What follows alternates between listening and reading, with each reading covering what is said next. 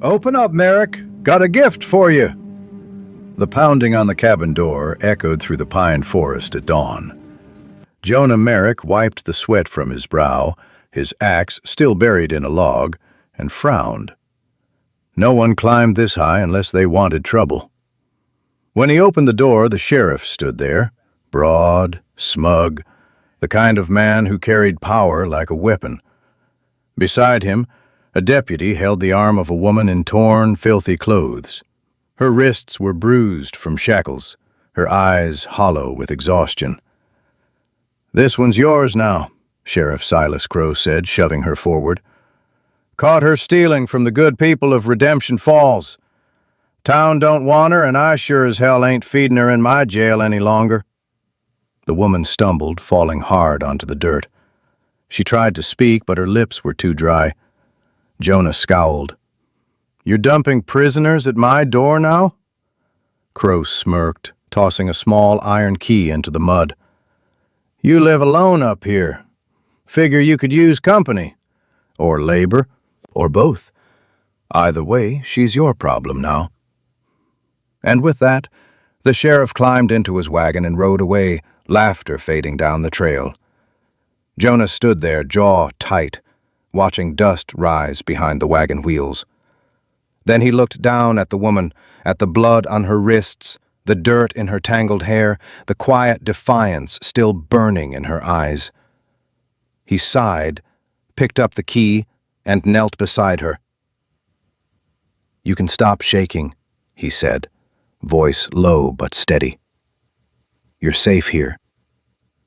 For the first time in weeks, Eva Blackwell let herself believe it might be true. Eva might finally be safe, but her story is just beginning.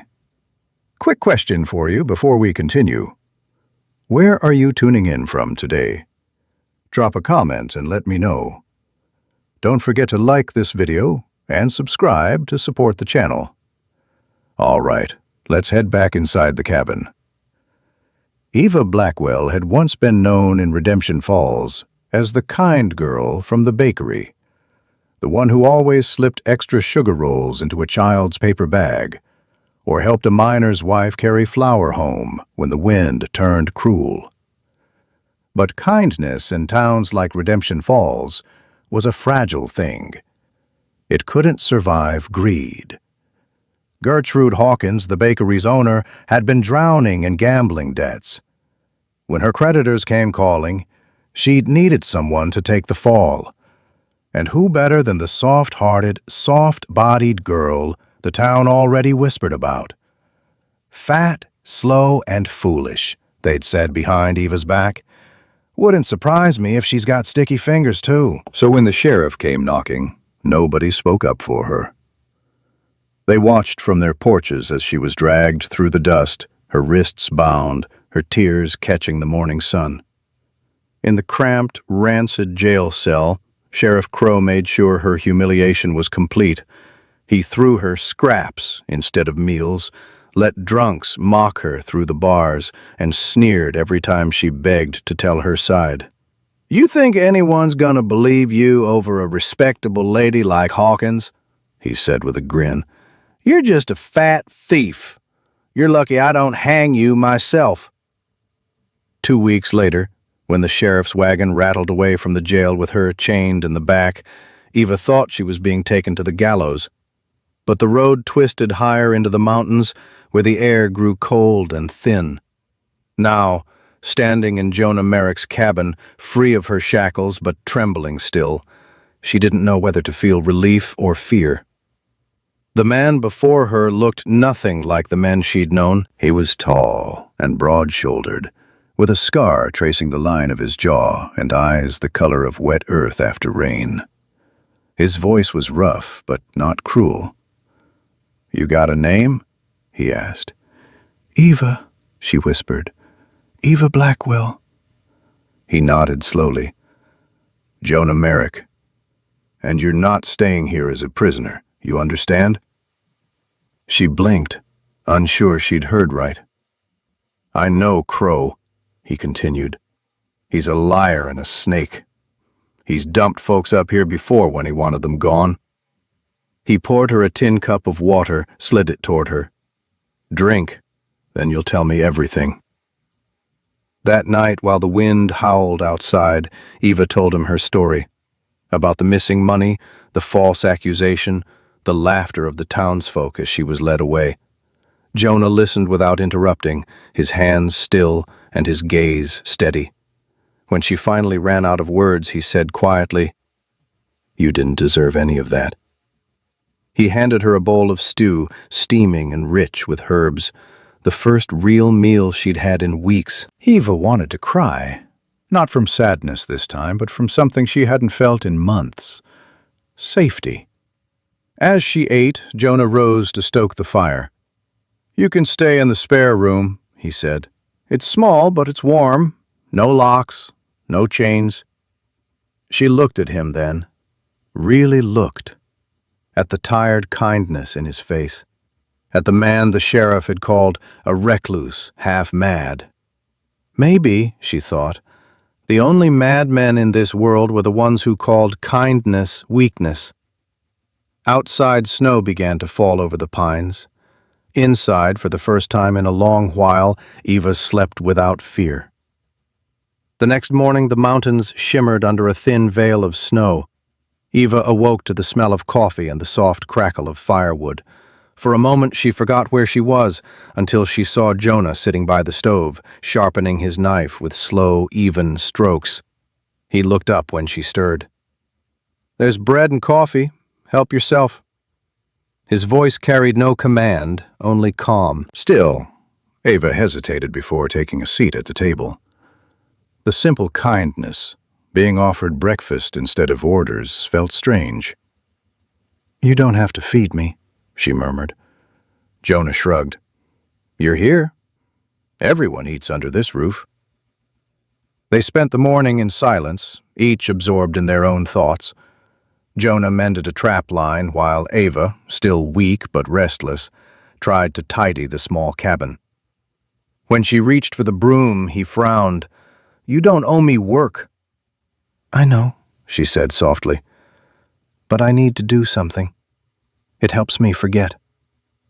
He nodded once, understanding. Days passed.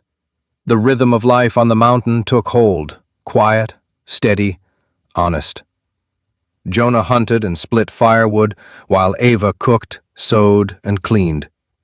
She began to hum as she worked, a sound that filled the cabin with something long absent, warmth. At first she kept her distance. He was a stranger, after all, a man who spoke little and carried the weight of old pain in his eyes. But as snow deepened around them, isolation became a kind of grace. Jonah taught her how to start a fire with flint and dry moss. She, in turn, baked bread that made him pause mid-bite and smile faintly. "Haven't tasted anything like this since my mother's kitchen," he said. One afternoon, when the wind screamed outside and the fire burned low, Eva asked, "Why did you let me stay? The sheriff could come back." Jonah's gaze flickered to the flames. "I don't take orders from cowards. Crow's the kind of man who preys on the weak. I spent too many years following men like him during the war." He paused, jaw tightening. "I learned that doing nothing can make you just as guilty." Eva watched him in silence. His words carried the weight of someone who'd seen death and shame and still chosen decency. Later, while gathering wood, she slipped on the icy steps. Jonah caught her before she fell, his hands strong around her arms. For a heartbeat, they froze, his breath brushing her hair, her pulse quick beneath his fingers. "I'm fine," she whispered. "I know," he said, his voice lower now, but he didn't move away right away, and neither did she. When he finally let go, something unspoken lingered in the air, something fragile but alive. Over the next few weeks, their silence grew comfortable. They shared meals, stories, even laughter. Eva began reading aloud from an old book Jonah kept on the shelf, The Pilgrim's Progress, her voice soft but sure. Jonah would listen with his eyes half closed, as though the words soothed something raw inside him. One evening she found him outside under the stars, staring toward the valley lights far below. "You ever miss it?" she asked. "The town?" He chuckled. "No. The noise, the lies, I left all that behind." Then, after a pause, "But I miss people who weren't afraid to do what's right. There aren't many of them left." Eva looked at him, the snow light glinting off his hair. "Maybe there's more than you think," she said quietly. Jonah turned to her then, studying her face, the courage behind the softness, the strength beneath the scars left by cruelty. "Maybe," he agreed. That night, as the wind howled through the trees, Eva lay awake in her bed, listening to the fire crackle in the next room. For the first time in months, her fear of tomorrow had been replaced by something else. Hope. And somewhere beyond the walls, Jonah sat awake too, staring into the flames, wondering how a woman the world had thrown away could make a broken man feel alive again. Winter settled deep into the mountains. Snow blanketed the world in white silence, and the days bled into one another, gray dawns, golden fires, and long, quiet evenings. Yet inside Jonah Merrick's cabin, life began to take on a rhythm that neither he nor Eva had expected. Each morning, Jonah left early to check his traps, and Eva would stoke the fire, boil coffee, and tidy the home that was no longer strange to her. When he returned, shaking snow from his coat, there would always be warmth waiting, a meal on the stove, and a woman with tired hands but bright eyes. They didn't speak much, not at first. Words weren't Jonah's way. He'd lived alone for years, his voice reserved for the wind and his axe. But Eva changed that. One morning, as he brought in firewood, he stopped in the doorway. She was singing, softly, almost to herself, while kneading bread dough. The tune was simple and sorrowful, something old and beautiful. "I used to sing to keep the mornings from feeling so long." He nodded, setting the firewood down. "Keep singing. Makes this place feel less empty." After that, she sang often, while cooking, while sweeping, while sewing the tears in his shirts. The cabin that had once echoed with nothing but silence now carried warmth, life, and laughter. Eva had started a small garden indoors near the window, sprouting herbs and onions in wooden boxes. Jonah teased her about it at first. "You really think those'll grow in this cold?" "They'll grow if someone believes they can," she replied, giving him a look that made him fall quiet.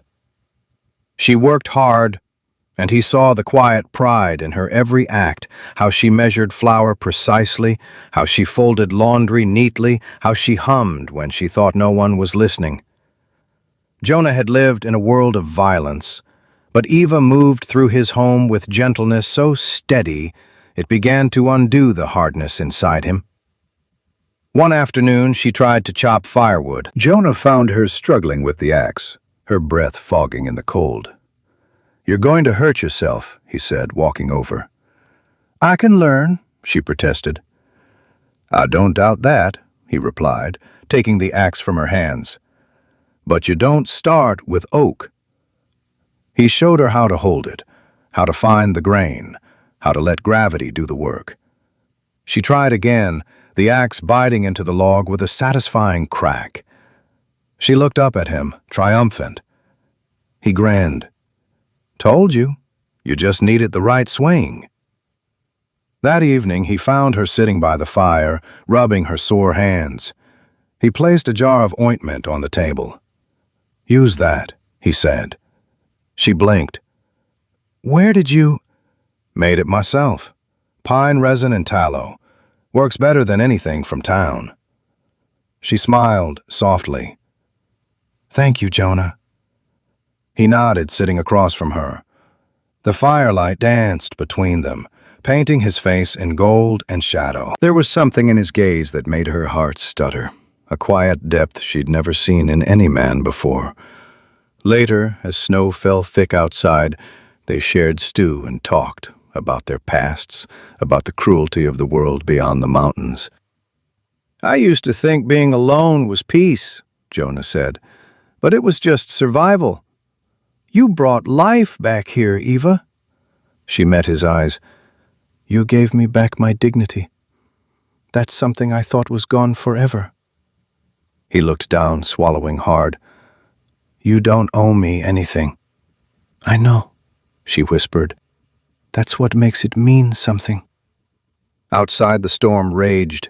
Inside, two broken souls sat close to the fire, no longer broken, but quietly rebuilding. By the end of winter, the cabin no longer felt like Jonah's, it felt like theirs. When the first signs of spring touched the mountains, Eva stepped outside one morning to find crocuses pushing through the snow. She called Jonah to look, her laughter echoing through the valley. He stood beside her, watching the light in her face. And for the first time in years, Jonah Merrick, once called the madman of the mountains, felt something stronger than solitude. He felt home. Spring brought life back to the mountain, and with it, shadows from the valley below. For weeks, Jonah and Eva had lived in peace, tending to their small world of wood smoke, laughter, and quiet work. But peace, as Jonah often said, never lasted long when men like Sheriff Crow drew breath. It began one morning when Jonah returned from the trading post earlier than usual. His face was tense, his jaw set. "Crow's been asking questions," he said. "Said he heard I've been keeping company up here. A woman." Eva froze, her hands still in the soapy water by the sink. "He's coming back?" Jonah nodded slowly. "Soon. And he's bringing men with him." For a moment, silence filled the cabin, thick, heavy, the kind that pressed against the chest. Eva turned away, gripping the edge of the counter. "He'll say I ran away, that I broke some law. He'll drag me back." Jonah stepped closer, his voice low but firm. "He won't take you, not while I'm standing." But even as he said it, his mind turned to the risk. Crow wasn't just after revenge. He wanted the mountain itself. Jonah's land had once been worthless, rocky, and remote, until word spread that there was silver in the cliffs. Crow had been trying for months to force him to sell. Dumping Eva here had been more than cruelty, it was part of a plan. If Jonah harbored a fugitive, Crow could seize the property legally. Jonah's eyes darkened. That bastard knew exactly what he was doing. Eva looked up, guilt flashing in her eyes. "Then I should go. If I stay, he'll come for you." He slammed his hand against the table, not in anger at her, but at the injustice of it all. "You think I care about the land more than you?" She flinched. Jonah immediately softened his tone. "Eva, I've lived alone most of my life. This place means something because you're here. I won't let him take that away." That night, as wind rustled through the pines, Jonah began preparing.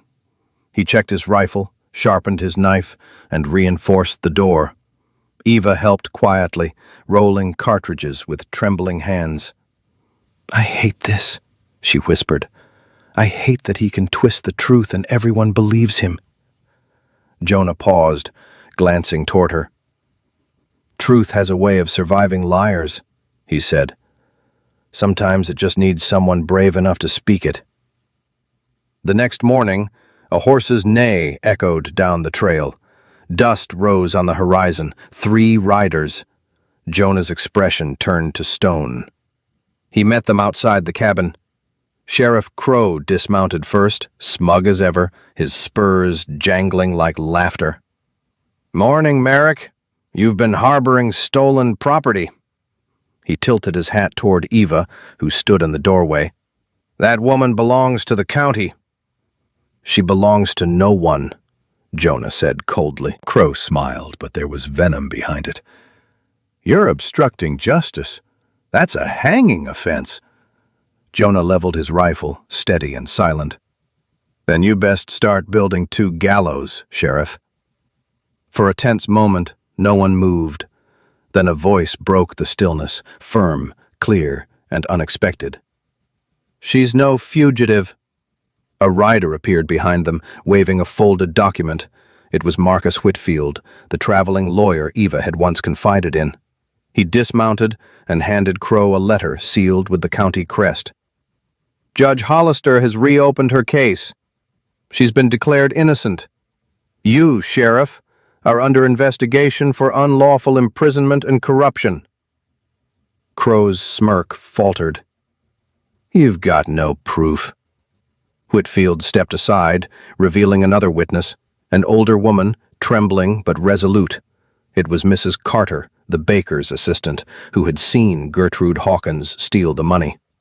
Crow's face turned red. "You think a judge in Carson City cares what some mountain hermit says?" Jonah lowered his rifle just slightly. "He will when he hears what's buried in those ledgers you kept from the miners. Whitfield's got copies. You're finished, Crow." For a long moment, the sheriff said nothing. Then, with a snarl, he mounted his horse and spat into the dirt. "This ain't over." Jonah's gaze was unflinching. "It is for you." When the sound of hoofbeats faded into the trees, Ava sank to her knees, shaking. Jonah knelt beside her, his calloused hand closing over hers. "It's over," he said softly. "You're free." But even as the words left his lips, they both knew freedom would come with a choice neither had dared to face. What came next? For a few days after the confrontation, the mountains seemed to exhale in peace again. But Jonah knew better than to trust quiet when a man like Sheriff Crow had been humiliated. Corrupt men didn't disappear. They struck when pride turned to rage. 3 nights later, the attack came. The first gunshots shattered the stillness. Jonah was on his feet before the echo faded, pulling Ava to the floor. A lantern toppled, spilling light across the wooden walls. Through the window he saw movement. 3 figures creeping through the trees, torches flaring. Crow had come back, drunk on vengeance. Jonah grabbed his rifle and whispered, "Stay down. Don't move till I tell you." But Ava's heart pounded too loud to obey. She watched him step out into the storm of snow and smoke, his silhouette outlined by firelight. The sheriff's voice boomed from the dark. "Come out, Merrick. You think you can make a fool of me? You and your whore both gonna burn tonight." Jonah's eyes narrowed. "You already made a fool of yourself, Crow. Now you're just making it official." Gunfire cracked. Jonah dove behind a log, returning fire with calm precision. He moved like a soldier again, efficient, silent, deadly. 2 of Crow's men went down in seconds, but a bullet grazed Jonah's arm, spinning him back against the door. Inside, Eva clutched the rifle he'd kept above the hearth. She'd never fired one before, but she'd watched him enough times to know. When a shadow crossed the window, the sheriff himself, she didn't think, she acted. The shot rang out, splitting the night. Crow fell backward into the snow, his torch extinguished beside him. When the smoke cleared, Jonah turned toward her, stunned. She stood trembling in the doorway, rifle shaking in her hands, tears streaking her face. I didn't mean to." He crossed the space in 2 strides, taking the weapon gently from her grasp. "You did what you had to. It's over." The fire outside sputtered and died. Snow fell softly over the wreckage, covering the blood, washing away the noise. Jonah knelt beside Crow's body, his jaw set in grim silence. Then he looked back at Eva, the woman who'd been thrown to the wolves and had learned to stand beside one. When dawn came, the judge's men arrived from town, summoned by Whitfield's word. They took Crow's body and cleared Jonah of any charge. For once, justice came without a price. That night, Eva and Jonah sat by the hearth, wrapped in the hush that follows survival. His arm was bandaged, her hands still trembling, but between them, something unspoken had become undeniable. Jonah looked at her and said quietly, "You could go anywhere now. Start fresh. Be free." Eva shook her head, tears glinting in the firelight. "I already am free, because I'm home." Jonah's rough fingers brushed against hers, and for the first time in years, he let himself smile.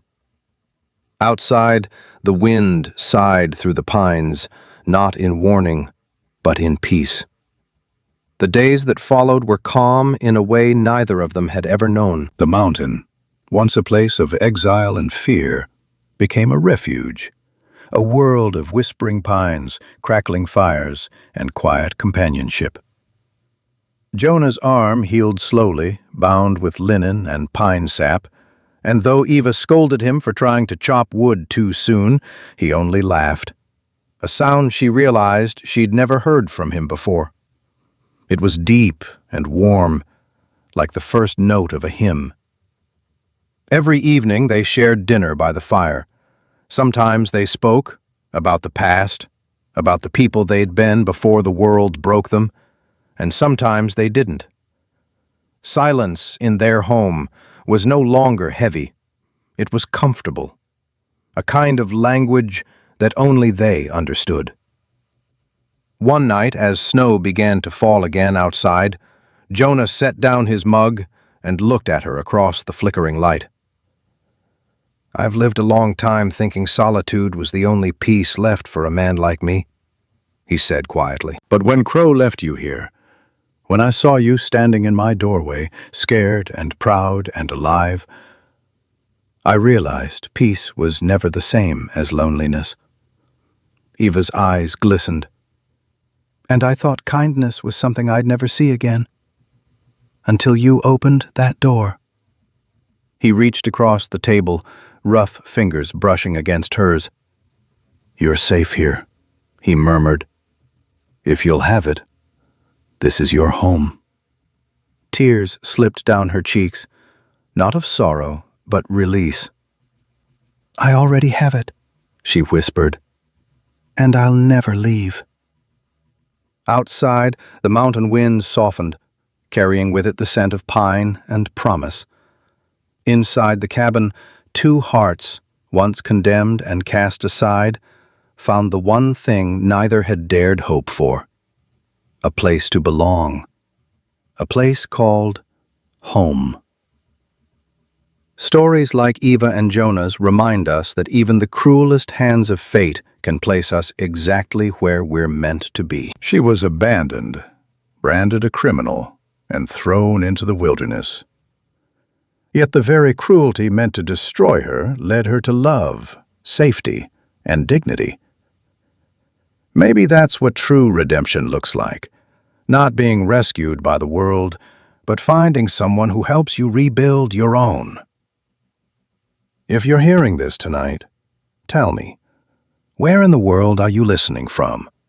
And if you still believe in second chances, stay close. The next story is for you.